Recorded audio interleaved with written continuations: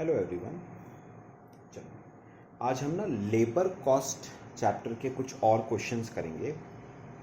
कुछ क्वेश्चंस ना हम अब स्टडी मटेरियल से कर रहे हैं, तो आप एक काम करना, सब इलस्ट्रेशन नंबर 1 पे आना स्टडी मटेरियल की, पेज नंबर 3.13, इलस्ट्रेशन नंबर 1 आ जाओ, पढ़ते हैं। उसने कहा है X an employee of ABC company gets the following emoluments and benefits: basic pay 10,000 per month, dearness allowance 2,000 per month, bonus 20% of salary and DA, other allowances 2,500 per month, employer's contribution to PF 10%. X works for 2,400 hours per annum, out of which 400 hours are non-productive and treated as normal idle time. Compute the effective hourly cost of employee X. पता है आपको क्या निकालना है? सुनो, आपको क्या निकालना है? आपको निकालना है कि फैक्ट्री को एम्प्लॉय X को हायर करने की कॉस्ट कितनी पड़ेगी। फैक्ट्री को एम्प्लॉय एक्स को हायर करने की कितनी कॉस्ट पड़ेगी, जिसे हम ना सिंपल वर्ड्स में नाम सीटीसी भी देते हैं। सीटीसी मतलब कॉस्ट टू कंपनी। आपने सुना भी होगा शायद, बड़ी बड़ी एमएनसीज में ना एम्प्लॉयज का जो पैकेज है वो कैसे कोटेड होता है? सीटीसी। सीटीसी मतलब कॉस्ट टू कंपनी। कंपनी को आपको हायर करने की क्या कॉस्ट पड़ेगी। चलो बनाओगे मेरे साथ साथ एक स्टेटमेंट। सिंपल सा क्वेश्चन है, statement showing employee cost. Statement showing employee cost. सबसे पहले बेसिक पे 10,000 पर मंथ, तो साल का 1,20,000। डेयरनेस अलाउंस 2,000 पर मंथ, यानी साल का 24,000। और क्या दिया जा रहा है? बोनस। सैलरी प्लस डीए का 20%, तो सैलरी प्लस डीए 1,44,000 का 20%, 28,800। अदर अलाउंसेस 2,500 पर मंथ, यानी 30,000 साल का। और लास्ट आता है employer's contribution to provident fund. Employer's contribution to provident fund कितना है? सैलरी प्लस डीए का 10%, तो सैलरी प्लस डीए यानी 1,44,000 का 10%, 14,400। अच्छा, एक बात याद रखना, अगर इस क्वेश्चन में employer's contribution to provident fund के साथ साथ employee's contribution to provident fund होता, तो याद रखना वो ऐड नहीं होता, करा हुआ है आपने। क्यों? वो ऑलरेडी बेसिक पे में क्या होता है?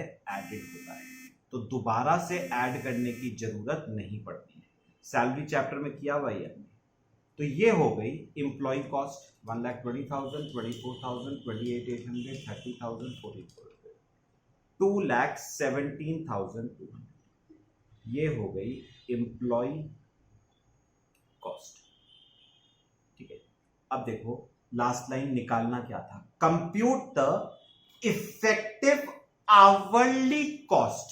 मतलब आपको एक आवर की कॉस्ट निकालनी है, तो डिवाइड कर देते हैं by number of hours.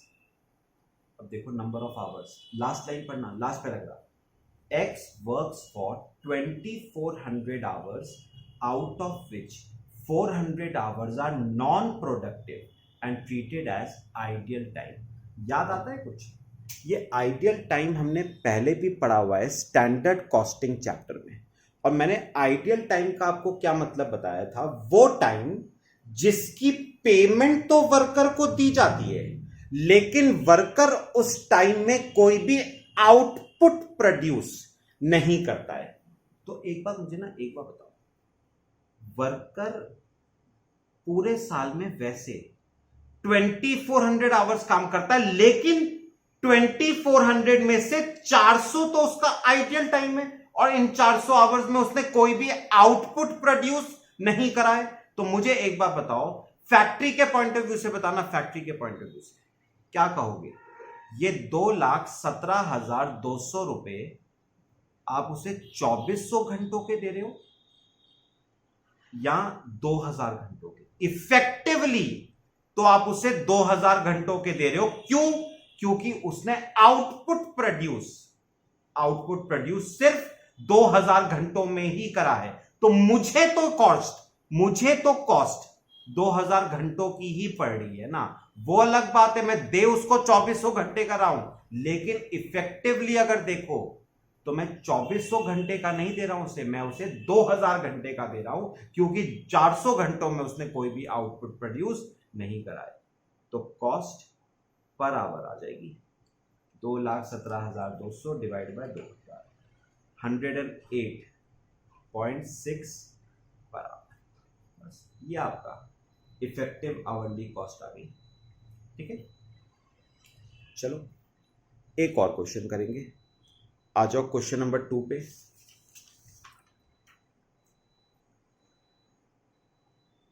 Question number 2 देखो क्या कहता है। इन अ फैक्ट्री, ध्यान से पढ़ना जरा, in a factory working 6 days in a week and 8 hours each day, worker is paid at the rate of 100 per day basic plus DA at 120% of basic. He is allowed to take 30 minutes off during his hour shift for meals break and a 10-minute recess for rest. During a week, his card showed that his time was chargeable to job X 15 hours, job Y 12 hours, job Z 13 hours. Time not booked was wasted while waiting for the job. In cost accounting, state how you would allocate the wages of a worker for the week. चलो question ना समझते हैं पहले, सुनो। देखो ये एक factory है, सुनो, ये एक फैक्ट्री है और हम ना एक वीक की बात कर रहे हैं, एक वीक। तो उसने पता है क्या करा कि ये जो फैक्ट्री है ना, ये हफ्ते में 6 दिन काम करती है, 6 days, और रोज काम करती है 8 आवर्स। तो इसका मतलब एक वीक के वर्किंग आवर्स कितने हैं? 48 आवर्स वर्किंग है। लेकिन अगर लॉजिकली सोचा जाए तो काम 48 आवर्स नहीं होता है, काम 48 आवर्स नहीं होता है। 48 में से कुछ तो हो जाता है आइडियल टाइम। जैसे पढ़ो, he is allowed to take 30 minutes off during his hour shift for meals break and a 10-minute recess for rest. पता है क्या, जो वर्कर है ना, वो रोज के 8 घंटे में से 30 मिनट खाने के लेता है और 10 मिनट का ब्रेक लेता है रोज का। मतलब रोज के 40 मिनट आइडियल टाइम है उसका, ये रोज का है। तो 6 दिनों का, रोज का 40 तो 6 दिनों का 240 मिनट्स, और 240 मिनट्स को अगर आवर्स में कन्वर्ट करोगे तो 4 आवर्स। तो 48 में से 4 आवर्स का तो हो गया आइडियल टाइम, यानी एक्चुअल आवर्स वर्कड कितना आ गया? 44 आवर्स आ गए एक्चुअल में जितना उसने काम किया। ठीक है, अब सुनो आगे पढ़ना जरा, 4th line. During a week his card showed that his time was chargeable to job X 15 hours, job Y 12 hours, job Z 13 hours. अब सुनना, 48 में से ना 4 आवर तो उसका आइडियल टाइम हो गया, वो तो छोड़ दो। तो उसने कितने आवर्स काम किया? 44। अब सुनो, 44 में से उसने जॉब एक्स पे काम किया 15 आवर्स, जॉब वाई पे काम किया 12 आवर्स, जॉब जेड पे काम किया उसने 13 आवर्स। टोटल करना क्या आ रहा है, 15 प्लस 12 प्लस 13 40। तो 44 में से भी 40 आवर्स उसने जॉब पे डिवोट करे। और लास्ट लाइन पढ़ो क्या लिखा हुआ है, the time not booked was wasted. तो बचा हुआ टाइम उसने पूरा का पूरा क्या कर दिया, वेस्ट। कितने आवर्स, 4 आवर्स उसने क्या कर दिए, वेस्ट। पता क्या, अब आप नोटिस करो, हमने प्रोसेस कॉस्टिंग में 2 लॉसेस करे थे, नॉर्मल लॉस और एबनॉर्मल लॉस। पता है, ये वाला जो आइडियल टाइम है ना, इसे हम नॉर्मल आइडियल टाइम कहते हैं। नॉर्मल क्यों, क्योंकि ये अनअवॉइडेबल है, होना ही होना है। जबकि ये वाला लॉस अवॉइड किया जा सकता था, तो इसे हम नाम देते हैं एबनॉर्मल आइडियल टाइम। इसे हम क्या नाम देंगे, एबनॉर्मल आइडियल टाइम। ठीक है, चलो अब आते हैं रिक्वायरमेंट। क्वेश्चन हमने समझ लिया पूरा, अब पढ़ो क्या निकालना है। उसने कहा है state how you would allocate the wages of a worker for the week. आपको वेजेस का एलोकेशन करना है। एलोकेशन बाद की बात है, पहले वेजेस निकालते हैं उसकी, एक वीक की निकालनी है। पढ़ो सेकेंड लाइन, कितनी वेजेस मिलती हैं, बेसिक मिलती है 100 रुपीज पर डे।